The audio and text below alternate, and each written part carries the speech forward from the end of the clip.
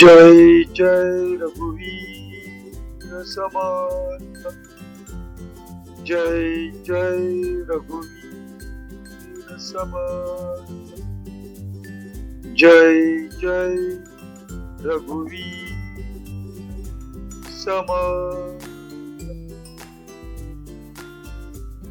उपस्थित सर्व श्रोतृवर्गास चैतन्य आत्मा या चॅनलचा नमस्कार।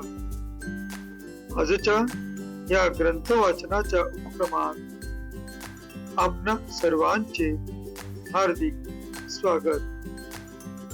आजचा ग्रंथ वाचनाचा आपला दिवस क्रमांक 212। वार आहे शुक्रवार व तारीख 31 जुलै 2026। ग्रंथ वाचनाच्या या उपक्रमात सध्या आपण समर्थ श्री रामदास स्वामी लिखित सार्थ श्री दासबोध या महान ग्रंथाचे क्रमशः वाचन करीत आहोत। तेव्हा नेहमीप्रमाणे आजच्या ग्रंथ वाचनाची सुरुवात आपण समर्थ श्री रामदास स्वामी यांना गुरुवंदना अर्पण करून करूया। गुरु ब्रह्मा गुरु विष्णू गुरु देवो महेश्वरः। गुरु साक्षात् परब्रह्म तस्मै श्री गुरवे नमः। तस्मै श्री गुरवे नमः। तस्मै श्री गुरवे नमः। जय जय रघुवीर समर्थ।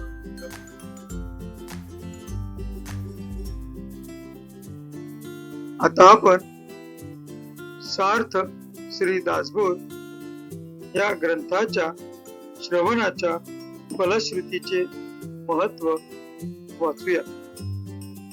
या फलश्रुतीचे सुंदर असे वर्णन समर्थ श्री रामदास स्वामी यांनी त्यांच्या सार्थ श्री दासबोध या ग्रंथातील प्रथम दशकातील प्रथम समासात केलेले आहेत। या फलश्रुतीचे आता आपण वाचन करूया। सर्व संशय एकदम नाहीसे होऊन क्रियेमध्ये म्हणजे आचारामध्ये ताबडतोब फरक पडतो। इथे समर्थ श्री रामदास स्वामी आपणास सांगू इच्छित आहेत की जो कोणी व्यक्ती सार्थ श्री दासबोध या ग्रंथाचे नित्य नियमाने वाचन किंवा श्रवण करीत त्या व्यक्तीच्या आचरणामध्ये त्या व्यक्तीच्या वागणुकीमध्ये ताबडतोब फरक पडतो।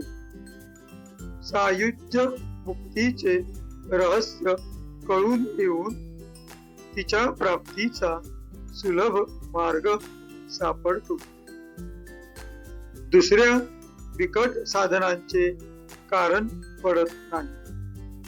अज्ञान दुःख व भ्रांती यांचा नाश होऊन तत्काळ ज्ञानाचा लाभ होतो, अशी या ग्रंथाची फलश्रुती आहे। योग्यांचे परमभाग्य असे वैराग्य अंगामध्ये बांधते। विवेक व चातुर्य यथा योग्य प्राप्त होते. जे कोणी संशयग्रस्त, अवगुणी व अवलक्षणी असतील ते सुलक्षणी, धूर्त, तत्ववेत्ते, चतुर व समयज्ञ असे होतील. आळशी असतील ते उद्योगी होतील. पाप्यांना पश्चाताप होऊन ते शुद्ध होतील आणि भक्ती मार्गाचे निंदक असतील तेही भक्ती मार्गाला वंदन करू लागतील. बद्धांचेच मुमुक्षु होतील व मूर्ख अति दक्ष होतील. अभक्तांना भक्ती मार्गाच्या योगाने मोक्ष मिळेल. अनेक दोषांचा नाश होऊन पतित असतील तेच पावन होतील. तात्पर्य, हा ग्रंथ नुसता ऐकल्याने प्राण्याला उत्तम गती मिळेल. देहबुद्धीमुळे येणारे अनेक प्रकारचे धोके, संशयाचे अनेक धागेदोरे, संसारातील अनेक उद्वेग हा ग्रंथ ऐकल्याने नाश पावतील. हा ग्रंथ ऐकल्याने अधोगती चुकून मनास विश्रांती व समाधान मिळेल. अशी या ग्रंथाची फलश्रुती आहे. ज्याचा भावार्थ जसा असेल तसे त्याला फळ मिळेल. जय जय रघुवीर समर्थ.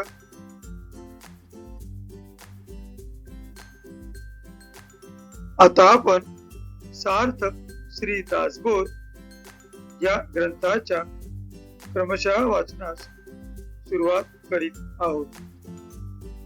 सध्या आपण या ग्रंथातील देव शोधनाचा या 6व्या दशकातील माया ब्रह्म निरूपण या 5व्या समासाचे क्रमशः वाचन करीत आहोत.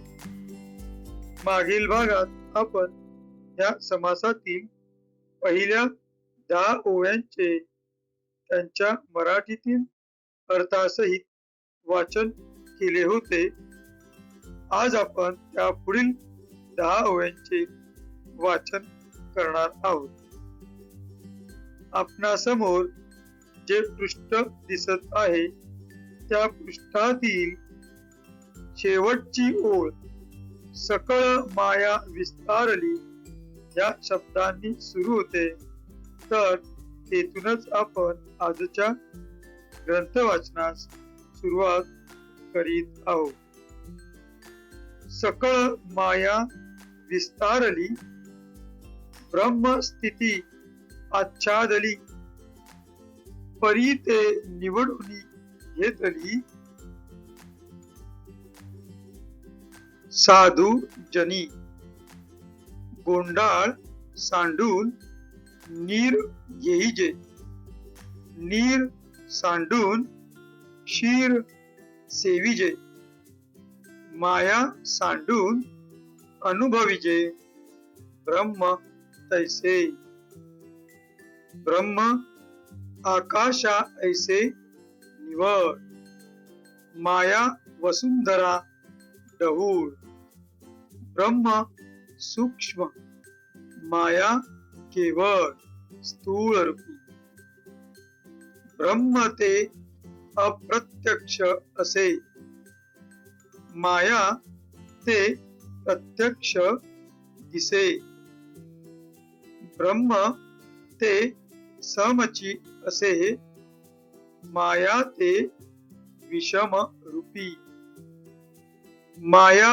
लक्ष, ब्रह्म अलक्ष, माया साक्ष, ब्रह्म असाक्ष, मायेमध्ये दोन्ही पक्ष, ब्रह्मी पक्षची नाही, माया पूर्व पक्ष ब्रह्म सिद्धांत, माया असंत ब्रह्म संत, ब्रह्मासी नाही करणे हेच मायेसी आहे. ब्रह्म अखंड गणधार, माया पंचभूती पोंचट, ब्रह्म ते निरंतर निघोड, माया ते जुनी जर्जरी, माया घडे ब्रह्म घडेना, माया पडे ब्रह्म पडेना, माया विघडे ब्रह्म विघडेना, जैसे तैसे. ब्रह्म असतची असे, माया निरसितांच निरसे, ब्रह्मास कल्पांत नसे, मायेस आहे. माया कठीण ब्रह्म कोमल, माया अल्प ब्रह्म विशाल, माया नसे सर्व काळ ब्रह्मची असे. जय जय रघुवीर समर्थ. आता आपण या 10 ओव्यांच्या मराठीतील अर्थाचे वाचन करूया. आपणासमोर जे पृष्ठ दिसत आहे त्या पृष्ठातील पहिलीच ओळ 11व्या अंकाने असो दोहोंत वेद असून या शब्दांनी आजच्या मराठीतील अनुवादाच्या वाचनास आपण सुरुवात करीत आहोत. असा दोहोंत भेद असून माया सर्वत्र पसरलेली आहे व तिने ब्रह्मांस झाकून टाकले आहे. पण ते साधू लोकांनी निवडून घेतले आहे. शेवाळ बाजूला सारून पाणी घ्यावे किंवा पाणी टाकून दूध तेवढेच घ्यावे, त्याप्रमाणे मायेचा त्याग करून ब्रह्माचा अनुभव घ्यावा. मायेचा पडदा दूर सारून ब्रह्म घ्यावे. ब्रह्म आकाशासारखे निर्मळ व माया पृथ्वी प्रमाणे गढूळ आहे. ब्रह्म अगदी सूक्ष्म आहे, माया स्थूल रूपी आहे. ब्रह्म अप्रत्यक्ष दृष्टीला न दिसणारे, नेत्रादी इंद्रियांस न गवसणारे व माया दृष्टीला दिसणारी, प्रत्यक्ष म्हणजे इंद्रिय गोचर आहे. ब्रह्म हे सदा सम सर्वत्र सारखे, तर माया विषम अनियमित म्हणजे नानात्व पावणारी आहे. माया लक्ष म्हणजे कळण्याजोगी लक्ष व ब्रह्म समजण्यास कठीण. माया साक्षी पाहणारी, ब्रह्म असाक्षी. मायेत पूर्व व उत्तर 2 पक्ष आहेत, ब्रह्मांत पक्षच नाही. माया पूर्व पक्ष असून ब्रह्म सिद्धांत रूप आहे. म्हणजेच माया खंडन मंडनातील असून ब्रह्म सिद्धांत रूप म्हणजे खंडन मंडनातले नाही. माया अनित्य, ब्रह्म नित्य. ब्रह्माला काही हेतू नाही, मायेला आहे. ब्रह्म अखंड व गणदाट भरलेले, तर माया पंचभूतात्मक व पोंचट आहे. ब्रह्म सदोदित परिपूर्ण असून माया जुनी व जीर्ण झालेली गोधडी आहे. माया घडते, पडते व बिघडते. ब्रह्म घडत नाही, पडत नाही व बिघडतही नाही. ते जसेच्या तसेच असते. ब्रह्म सदा सर्व काळ अस्तित्वात आहेच. मायेचा निराश केला असता ती नाहीशी होते. ब्रह्माला कल्पांत नाही, मायेला आहे. माया कठी, ब्रह्म कोमल. माया थोडी लहान, ब्रह्म विशाल अपार विस्तीर्ण. माया नाचते, ब्रह्म सर्व काळ आहे. जय जय रघुवीर समर्थ. अशा रीतीने समर्थ श्री रामदास स्वामी आपणास मागील समासातून ते ह्या समासात देखील माया व ब्रह्म यातील नेमका फरक आपणाला समजावून सांगत आहे. या पुढील वाचन आपण पुढील भागात पाहूया.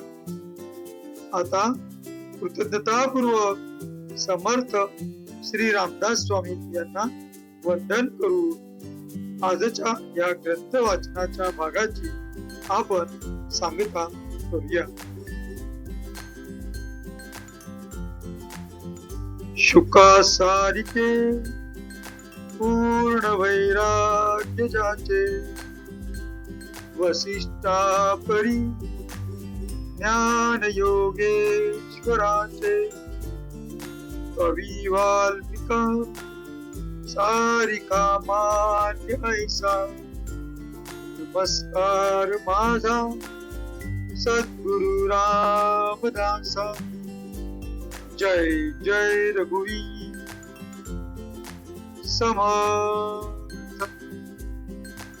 उपस्थित श्रोतेजन हो, आपण सर्वांनी आपल्या बहुमूल्य वेळापैकी थोडा वेळ या ग्रंथ श्रवणास दिला त्याबद्दल आम्ही आपणा सर्वांचे खूप आभारी आहोत.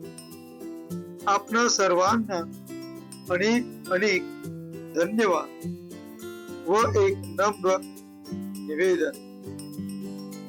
आपणा सर्वांना आमचे रोजचे ग्रंथ वाचन व आपणासाठी ते ग्रंथ श्रवण जर आवडत असेल, रुचत असेल, काही ज्ञानबोध जर आपणास या ग्रंथ श्रवणातून होत असेल तर कृपया आपण आमच्या या चॅनलला लाईक करा, सबस्क्राईब करा, शेअर करा.